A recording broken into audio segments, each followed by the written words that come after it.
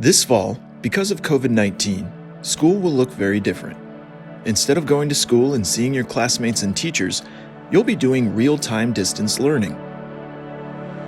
If you're thinking it will be like what you did in the spring, don't worry, it won't be.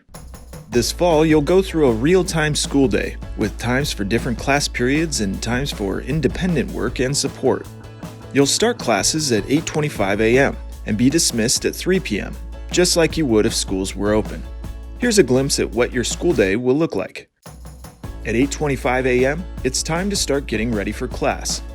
After you've had your breakfast and changed out of your pajamas, you'll log on to Microsoft Teams. It's this little purple icon. This will be your distance learning homeroom, where you'll begin each day.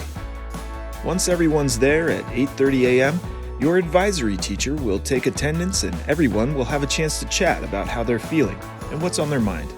Don't be afraid to ask questions. Your advisory teacher is there to help, and odds are someone else might have the exact same question. At 8:50 a.m., it's time for classes to begin.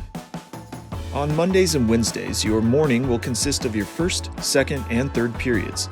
Your fourth, fifth, and sixth periods will happen Tuesday and Thursday mornings. Each period will be about an hour long, with breaks in between, kind of like passing periods.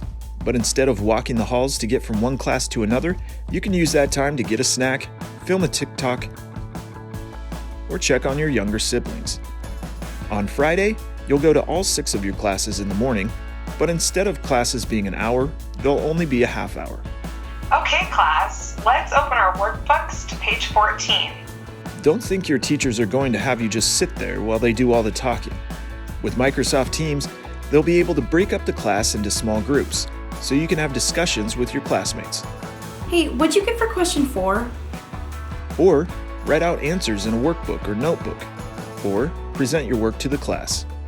I think happiness is only real when shared because when the hour is up, it will be time to move on to the next class. You'll have one more hour-long class after that. Then at 11:50 a.m., it's lunchtime. Unlike in school, you'll have an hour for lunch. We've timed all lunches across the district, at elementary, middle, and high schools, to happen from 11:50 a.m. to 12:50 p.m. This will give students extra time to do independent work or help out younger siblings with their distance learning. This hour also gives students time to go to their neighborhood school for their grab-and-go meal kits. At 12:50 p.m., it's time to get back to school. For the next hour, you'll be able to work independently on assignments for other classes. Maybe you'll want to work on homework assigned in your morning classes, or work ahead on homework for classes happening the next day. This is your independent time. From 1:50 to 2:30 p.m., you can continue working independently on schoolwork. But if you're in need of extra support, or maybe some one-on-one time with a specific teacher to go over a concept you learned in class, this 40-minute window could be extra valuable for you. At 2:30 p.m., teachers and staff will be available to talk with you about any issues you're having, whether it's with a math problem, your Microsoft Teams not working correctly, or anything else that could be on your mind. Your parents or guardians can also join the conversation if they're able.